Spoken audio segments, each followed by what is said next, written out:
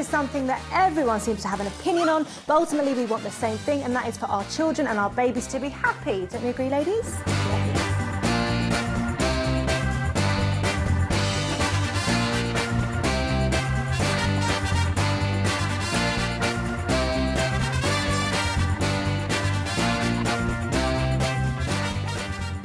Emma, how are you finding breastfeeding?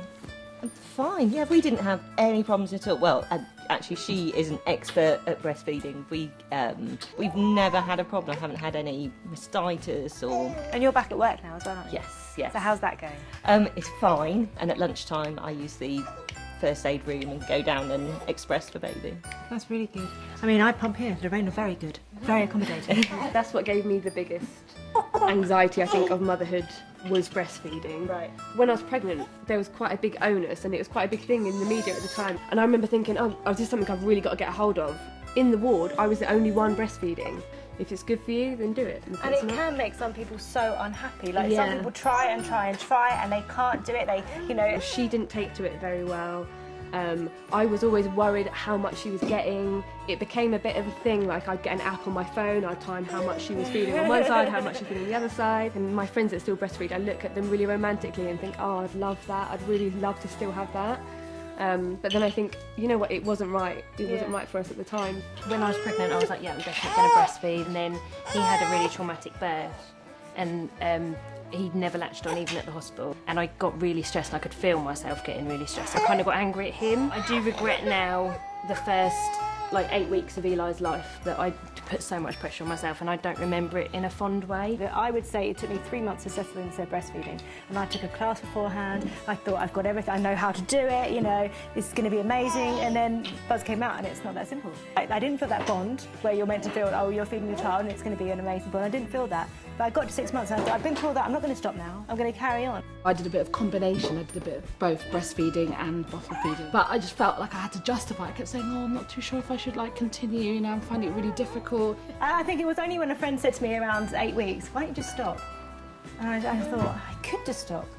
But just knowing that I could stop, that it was an option, was enough for me to kind of go, let's keep riding through it and seeing where we go. And you can have a whole day that's amazing, and all of a sudden you've got a 5-minute meltdown. And that's it, your day is completely changed, you know, and it is, it's right, it's taking the good and taking the bad and realising that none of it lasts. I wanted to breastfeed her, and it was so difficult. It actually ended it up in a 3 AM flit to Tesco's, like, quick, get some milk, because this is just not happening. I cried for weeks. It was so traumatic giving up, because then I thought, I'm not doing the right thing, I'm not giving my baby the best start. But it doesn't matter which way we want to feed our children, whether we breastfeed or we bottle feed or we do a bit of both.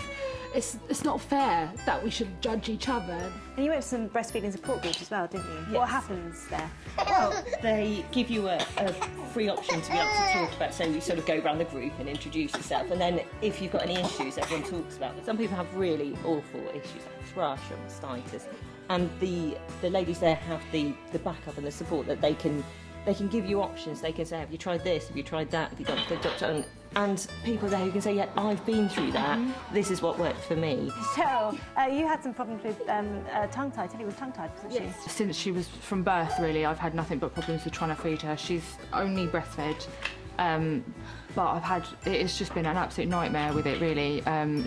Because of the tongue-tie, she's developed reflux from it. But when she looked at her, she said that she had posterior tongue tie, which just means that it was further back in her tongue, so it's apparently harder to diagnose. It's only been done 2 weeks ago, so we're still waiting for some sort of improvement. It can take up to a month, apparently. It has been an absolute nightmare, really, but obviously the benefits of it kind of outweigh all of that. Like, I know that I'm still doing a good thing for her. And how does everyone feel about feeding in public? Because I know it's a natural thing, we should all embrace it, but for me, I think I just felt I'm really self-conscious. It was very much, hang on, you know, hang on, I've just got to undo that button, and then I've got to I just think the more you do it, the more you practice, you know, the easier it becomes, and before you know it, you're actually a pro. I mean, we got to a point where she wouldn't have anything over her head, so I just sort of had to sort of grin and bear it a little bit. I think I felt really self-conscious a lot. So the first 6 months of Buzz's life, we were basically indoors or in the car being fed. When she was 5 days old, we went for the newborn photo shoot.